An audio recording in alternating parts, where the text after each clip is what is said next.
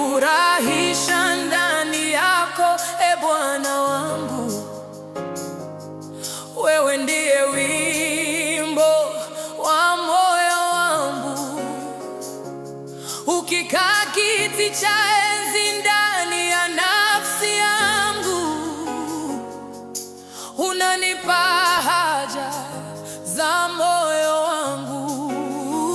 Nitajifurahisha ndani yako, sio kwa sababu ya mali wala nguvu, bali kwa sababu wewe ni mwema na mapenzi yako ni uzima wangu. Nimechoka kutafuta furaha kwenye vitu vya dunia.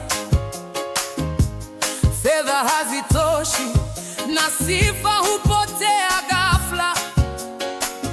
Marafiki hubadilika kama upepo wa bahari, lakini wewe Bwana hubaki milele bila kubadilika. Nilidhani ndoto zangu ndizo zilikuwa kila kitu, lakini moyo wangu ulikuwa bado hauna utulivu. Nikakukimbilia kwa machozi na maombi ya siri, ndipo nikasikia sauti yako ikiniita karibu.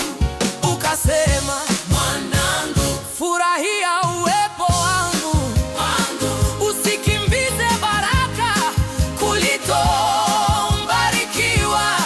Tangu siku hiyo nikajifunza kukutafuta kwanza, na amani ikaanza kutiririka rohoni mwangu.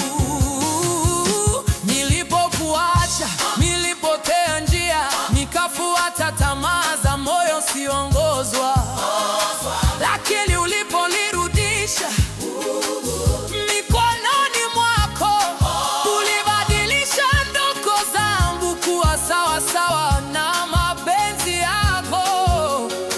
Sasa ninaposema natamani mafanikio, ni kwa ajili ya kulitukuza jina lako.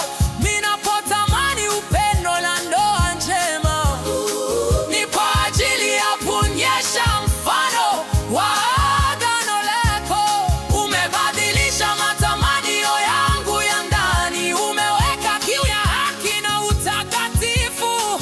Sasa moyo wangu hauhitaji kushindana na yeyote, kwa maana najua ulichoandaa hakitanipita. ukinipea, Takushukuru, usiponipea, bado nitakuabudu.